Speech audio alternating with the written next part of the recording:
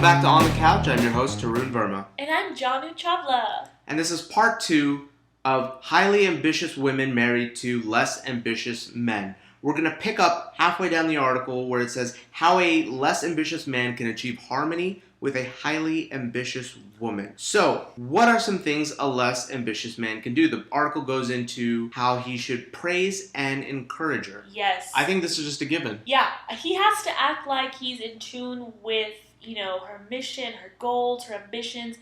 Just really understand her and truly encourage her. Don't just be like, good job, babe. But be like, I understand that was a really challenging thing for you to do and you kicked ass at it. Great job. Really be her cheerleader and be there for her. Absolutely. It's the other way around. If you had an ambitious guy, he needs his woman to be a cheerleader. It's the other way around. You gotta have a cheerleader. Exactly. In fact, your number one cheerleader should be your spouse. Yes. If that isn't the case, that means there's something wrong. Yeah. All the time. Next one, be positive. Negativity weighs on these type A personality women. So always be positive. Not only that, these women tend to be super stressed, probably take it harder on themselves than they should. You need a guy who's there just going, hey, it's okay. Everything will work out. Be positive. Exactly. If these women are that ambitious and their energy levels are high, they're probably extroverted, which means they feed off the energy of their environment. So keep it a positive environment. Keep it an inspirational place for her to want to come home, for that to be her place where she is, rejuvenated, re-energized, has new ideas after aromatherapy, Moroccan oil. You were definitely right on that shit. Exactly. Be her, springboard to talk about things and keep it positive. Keep it upbeat. Yeah. That's exactly. And it goes right into the second one. Be a sounding board. This is what I think takes a lot more out of a guy, and I think this is one thing they all have to work at, is if it's not in your personality to be this ambitious person, it's very hard for you to be a sounding board for someone. It's true. And any great ambitious person needs someone to bounce ideas off. Doesn't matter if they're up to their level or not. They need someone to bounce ideas off. That guy needs to be there for her for that. Yeah, and I can see how that can be challenging to someone who's just like, man, I'm just chilling on the couch right now. Exactly. If that's not ingrained in your personality, that go-getter attitude. But I think, after time, if you're really in sync as a couple, you learn how to balance those energy levels. Absolutely. If you can't be a springboard for her at the beginning, as time goes on, you learn what your woman needs. You even may become interested in some of the stuff that she stands for and achieves for. And it's also something we talked about in the first part. That ambition might rub off on him. Exactly. In the process. You're right, yeah. So I think as long as you're, kind of working towards it and really make it a priority to be her sounding board, you could get there eventually, but it requires work. Absolutely. Next one is help lighten her load. Because highly motivated women tend to overextend themselves and take on more than they can handle, a man who is supportive and helpful around the house or in financial matters is a great asset. Marriage is teamwork. Yes, it is. I have a funny story I have to tell you here. It's so important for men to really take an interest in some of the things that go on in the house and really, like it said, lighten her load. I had a friend of mine who was super independent since 18. The minute we graduated high school, she was living out on her own. She ended up marrying someone who, lived at home throughout college and was still living at home post-college. And when they got together, she had to, kind of break it down, give him the 411 on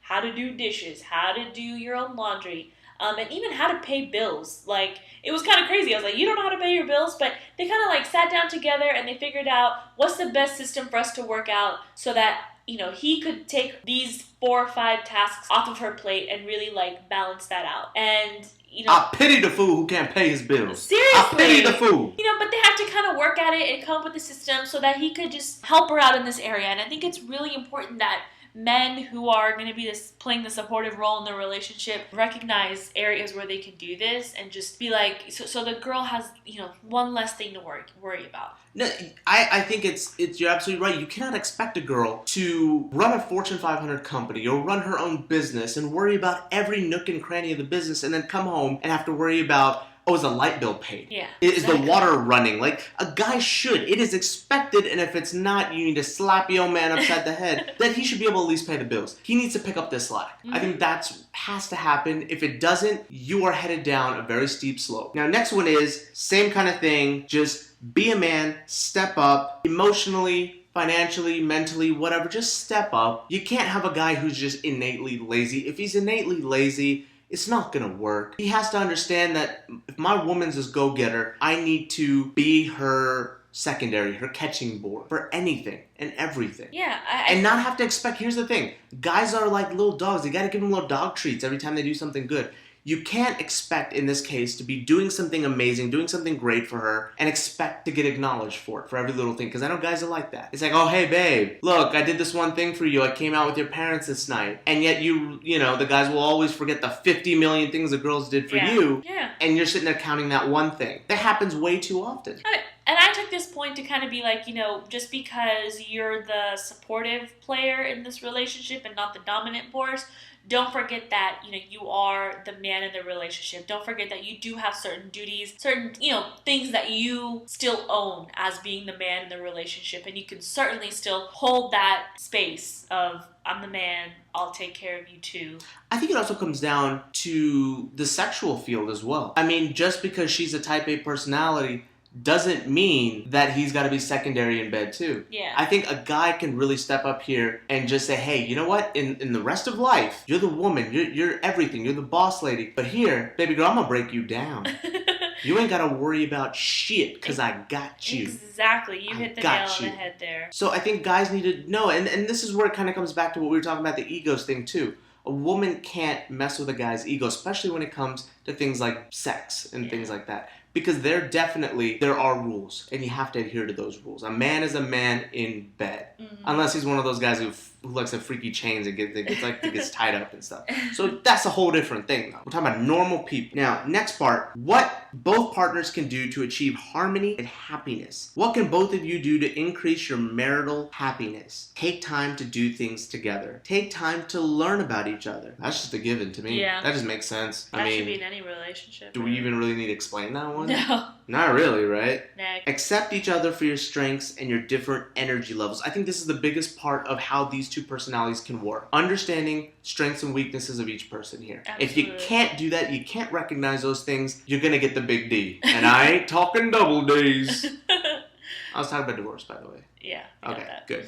Just making sure. Adjust your behavior and attitude. I think this is a big thing, right? So say the boss lady at work just has this go-getter mindset. When she comes home, she needs to learn to turn that off. Yeah. Because home is your zen. It's your zen den. You know what I mean? You shouldn't have to bring that mentality home with you. Because that is negative stuff inside the home. I agree. That's where you have to control, like make a decision. Am I going to let my stress of my day like come into my marriage, come into my home life? No, I'm going to turn that switch off. Because you're going to end up projecting. Say you come across interns or you come across your assistant who's kind of lazy and you come home and they kind of remind you of your husband. That's just negative. Yeah. You don't want that stuff rubbing off on them. No, I agree. Compartmentalize your life like that if you can. Now, next one, I think if you really need it, it's definitely a very great source. I don't think that you should shy away from it. Get a life coach. Now, I'm not too familiar with life coaches. I happen to have my shit together for the most part, so I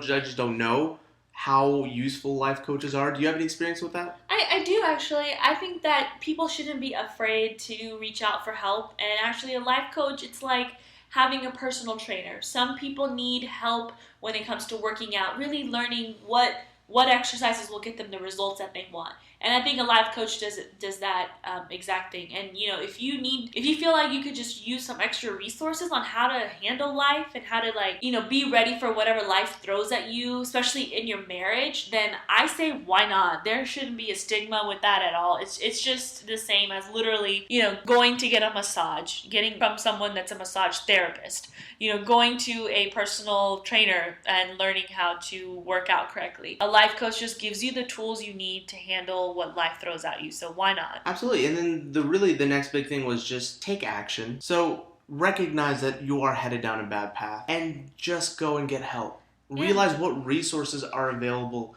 to you. I think the number one mistake most people make when they're in that high stress corporate environment is they will start to medicate. They'll start taking anti-anxiety pills, things like that. It is shocking how many people take Xanax. Yeah. I'm serious. Like, they will cope with their stress by taking Xanax, and that's not a fix. It's just a Band-Aid. It's not. You either way, whether you're with a less ambitious man or, he lacks in some other way. Relationships are just about what can we do? How can we compromise to make this work? And if you feel like you're at that level where it's just not going good and you can't handle it yourself, do something about it. Like, don't just sit there and let this happen. This is a relationship or a marriage you've invested so much time in. Don't just let it disintegrate because you have a different energy level or you're more ambitious than your significant other. That can always be talked out, compromised on, and just really worked on. I love going back to the spectrum. So let's go back to the spectrum and let's talk a little philosophy here, right? Okay, let's do this. So the type A personality woman is on one side of the spectrum, right? Uh-huh. How far apart does that guy have to be for it not to work? If she's completely right side and he's completely left side, how much? Where is that cushion room? I don't think you can be polar opposites. I don't think opposites attract in this area of relationships. I think this is one of those non-negotiables that people may struggle with. It's one thing if the male is more educated or he's more ambitious and has this amazing career and you're the supporting role, but when it switches, that's so hard to deal with. And being the farther you are on that spectrum, the more stress that's going to add to your relationship and to your dynamic, because you simply just don't see this dynamic exist very often. You're not on the same wavelength. Really? You're just not on the same wavelength when that happens. Yeah. You can take two moderates and they can make it work. You can take someone on either side of the extreme and a moderate and make that work because now they're diluted down. Yeah. You buffer out the clashing. That's what it is. You want to be able to buffer that clashing. And human beings are not black or white. No, we're gray creatures. All and gray. Even if your significant other is super ambitious or just super lazy or super relaxed, I'm willing to bet that there are certain things that lazy person is super motivated about and very passionate about. And I'm willing to bet that there's things that the highly ambitious woman or man is just relaxed about, like, whatever, I don't care, that's your department. It's about finding that, how your puzzle pieces can mesh together and working on that, working on achieving that fit throughout your life. This difference is always like two people are always going to have friction between each other, right? Always. No two people are made the same. It's not. And it's just about managing that. If it gets to a point where you cannot handle it and it's affecting fundamental factors of your life, then that's when you need to really take a look at your situation. But on a daily basis, if you're just having a little bit of friction and tension, just work on it. That's healthy, though. Yeah, a little bit that's of what keeps life healthy. interesting. I mean, why would you want to be with someone that you completely agree with 100% of the time? That sounds like it would get very boring. It would, yeah. It keeps it interesting to see your highly ambitious woman, let her hair down and just be like, hey, sweetie, what kind of pizza do you want tonight? And she's like, I don't care, do whatever you want. It's kind of interesting to be like, oh, okay, I'll order whatever you want then. It's like, I think it's also understanding those roles, right? Like we talked about how the boss lady comes home, she relinquishes the power. Yeah. And the guy steps up and goes, you know what? I'm going to be the man. You got to trade off that power position.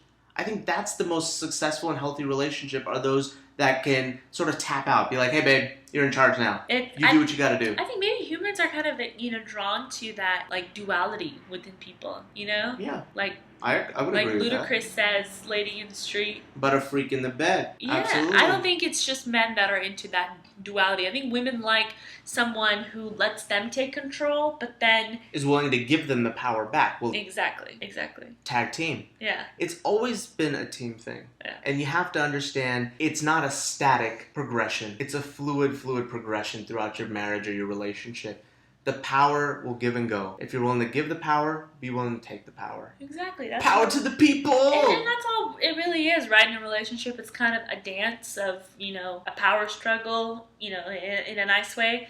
Okay, I'll give you this control, I'll relinquish this control, but in return, I want control of this part of life, and I want to make the decisions in this part of life. So you gotta work that out, and I don't think you ever stop. I think it comes out to also defining it, right? So say when you have kids and whatnot, and there's a particular way you want to educate your kids and things like that, and one person is passionate about it, you lay out the guidelines and you say, hey, this is something I really feel passionate about. If you don't particularly care, I want to spearhead this project. Exactly. There you go. Bingo. This was a really, really well written article. I thought it was very mature, it's very spot on, and it will actually stay relevant for the next 10 years. Yeah, I think 10 to 20 years. I think there's lots of women dealing with this right now. So this article is super relevant to those ladies out there. All right. And with that, we're going to conclude this episode of On the Couch. We'll see you next time.